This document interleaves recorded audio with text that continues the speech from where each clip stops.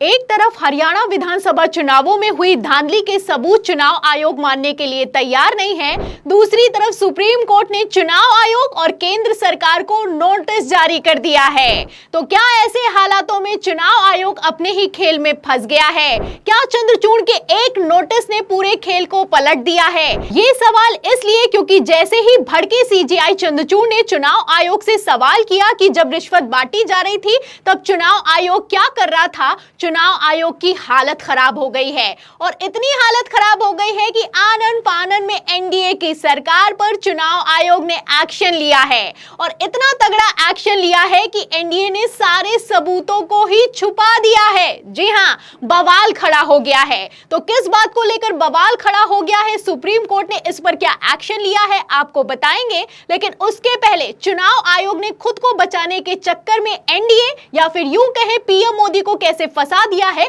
फटाफट से बता देते हैं। सबसे पहले आप खबर देखिए एबीपी की। देखिए इसमें लिखा है कि त्योहारी सीजन पर किसानों को बड़ी सौगात, पीएम मोदी 5 अक्टूबर को किसान सम्मान निधि की 18वीं किश्त जारी करेंगे। तो 5 अक्टूबर को हरियाणा में वोटिंग हुई, आचार संहिता लगी हुई थी। पहले तो किसान सम्मान निधि की किश्त को रोका गया और 5 अक्टूबर को ही जारी किया गया। एक तरफ पीएम मोदी ने इस किश्त को जारी किया, वहीं दूसरी तरफ चुनाव आयोग ने इस पर कोई एक्शन नहीं लिया।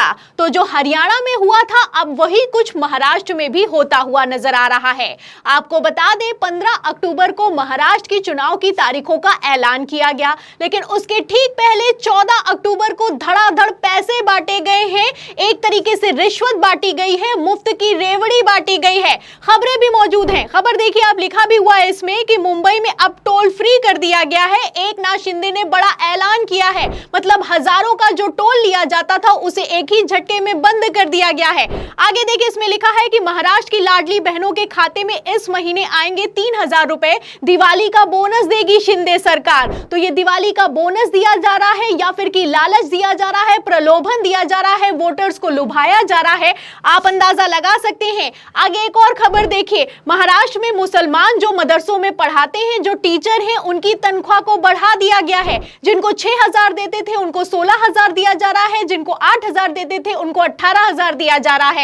तो हर तरफ पैसा बांटा जा रहा है। अब इसी पर जेएमएम ने आरोप लगाए हैं कि चुनाव आयोग भारतीय जनता पार्टी की कठपुतली बन चुका है। एक तरफ मुफ्त की रेवड़ियां बांटी जा रही हैं, दूसरी तरफ कोई एक्शन हो नहीं रहा है। और खेला तो इतने चरम पर चल रहा है कि कब चुनाव की तारीखों का ऐलान होने वाला है ये चुनाव आयोग भारतीय जनता पार्टी को पहले ही बता देता है। बीजेपी के मुख्यमंत्री हेमंत बिस्वा शर्मा ने खुद बताया है कि 15 अक्टूबर को चुनाव की तारीखों का ऐलान होने वाला है, जबकि ये पूरी तरीके से कॉन्फिडेंशियल होता है, किसी को कुछ पता नहीं होना चाहिए। तो चुनाव आयोग और भारतीय जनता पार्टी की साठगांठ से कैसे काम चल रहा है आप इन खबरों से अंदाजा लगा सकते हैं। अब इसी बीच सुप्रीम कोर्ट में याचिका लगाई गई है। सुप्रीम कोर्ट में याचिका लगाते हुए मांग की गई है कि चुनाव आयोग स्वतंत्र और निष्पक्ष चुनाव कराने में पूरी तरीके से फेल हो चुका है।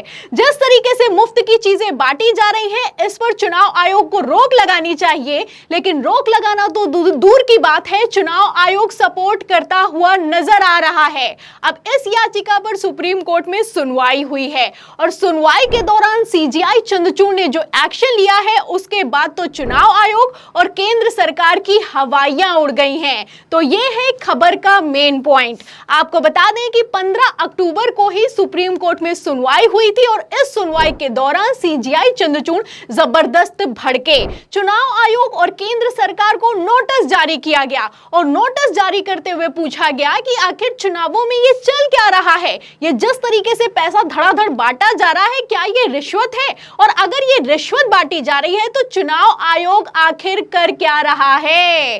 तो नोटिस जारी किया गया है, और नोटिस जारी करते हुए सुप्रीम कोर्ट ने जवाब तलब किया है। अब ऐसे हालातों में चुनाव आयोग बुरी तरीके से फंसता हुआ नजर आ रहा है, क्योंकि जैसे पैसे बांटे जा रहे हैं, कैसे भारतीय जनता पार्टी के नेताओं को पहले ही चुनाव की तारीखों का ऐलान कब होने वाला है पता चल जा रहा है, ये सारी खबरें मौजूद हैं। अब ऐसे हालातों में चुनाव आयोग की हालत खराब हो चुकी है और इतनी हालत खराब हो चुकी है कि आनन फानन में एनडीए की सरकार को नोटिस जारी कर दिया गया है। जी हां, एक तरफ सुप्रीम कोर्ट की तरफ से चुनाव आयोग और केंद्र सरकार को नोटिस जारी किया गया है, वहीं दूसरी तरफ चुनाव आयोग ने खुद को बचाने के लिए केंद्र सरकार को ही नोटिस थमा दिया है, या फिर यूं कहें एनडीए को ही नोटिस थमा दिया है और जवाब तलब किया है कि कैसे आचार संहिता का खुल्लम खुल्ला उल्लंघन किया जा रहा है।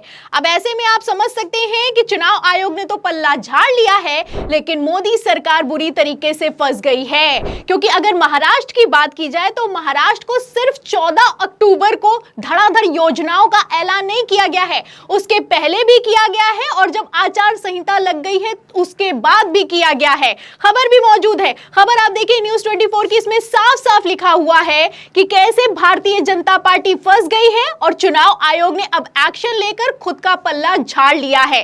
देखिए खबर में लिखा है कि मीडिया रिपोर्ट के अनुसार गत 15 अक्टूबर को दोपहर 3:30 बजे चुनाव आयोग ने प्रेस कॉन्फ्रेंस करके विधानसभा चुनावों की घोषणा कर दी। अब ये जैसे ही चुनावों की घोषणा हुई उसके तुरंत बाद आचार संहिता लग गई। आगे सुनिए, इसमें लिखा है कि महाराष्ट्र में 288 विधानसभा सीटों पर 20 नवंबर को वोटिंग होगी और 23 नवंबर को नतीजे घोषित किए जाएंगे। लेकिन तारीखों का ऐलान होते ही महाराष्ट्र की शिंदे सरकार ने अपनी सरकारी वेबसाइट पर करीब 200 प्रपोजल, अपॉइंटमेंट्स और टेंडर जारी कर दिए हैं। ये देखने के बाद चुनाव आयोग ने शिंदे सरकार को एक पत्र भेजा है जिसमें आचार संहिता का पालन करने का निर्देश आदेशित किया गया है। तो नोटिस जारी किया गया है, चुनाव आयोग की तरफ से आदेश दे दिए गए हैं जांच करने के लिए। आप देख सकते हैं कि कैसे महाराष्ट्र में खेला अपने चरम पर चल रहा है। हरियाणा में जो हुआ आप जानते हैं, अब वही कुछ महाराष्ट्र में भी होता हुआ नजर आ रहा है। कुछ काम तो इन लोगों ने किया नहीं है, तो काम के नाम पर वोट मांग नहीं पा रहे हैं, इसलिए इंस्टेंट मनी ट्रांसफर की जा रही है। पहले तो ये छुपकर होता था, अब आप देख सकते हैं कि ये खुल्लम खुल्ला होता हुआ नजर आ रहा है। अब इसी पर सुप्रीम कोर्ट ने एक्शन लिया है, तो चुनाव आयोग की हालत खराब हो गई है। चुनाव आयोग ने एनडीए पर एक्शन लिया है, कहा है कि आखिर आचार संहिता का ऐसे कैसे खुल्लम खुल्ला उल्लंघन किया जा सकता है। अब इसके बाद से तो एनडीए की हालत खराब हो गई है।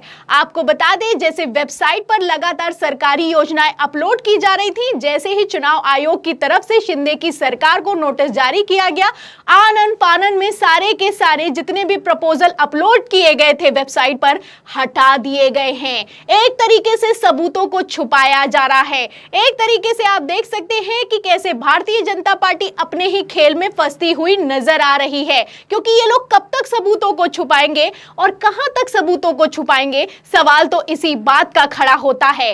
फिलहाल चुनाव आयोग ने तो एक्शन ले लिया है, लेकिन मोदी सरकार इन सबके बीच कितना बुरा फंस गई है आप समझ सकते हैं। चुनाव आयोग को नोटिस जारी किया गया है, अब चुनाव आयोग सुप्रीम कोर्ट में क्या जवाब देगा, उसने तो पूरी तैयारी कर ली है। फंस गई है मोदी सरकार, भारतीय जनता पार्टी और शिंदे सरकार।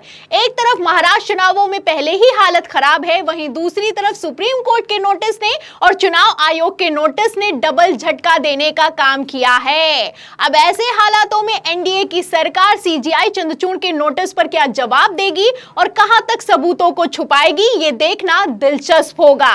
तो फिलहाल इस पूरी खबर पर आपको क्या लगता है, क्या भारतीय जनता पार्टी बुरी तरीके से फंस गई है और अब क्या सीजीआई चंद्रचूड़ बड़ा एक्शन लेने वाले हैं? इस सवाल के जवाब में इस पूरी खबर पर आपकी जो भी राय है हमें कमेंट बॉक्स में जरूर लिखें। वीडियो को ज्यादा से ज्यादा शेयर करें।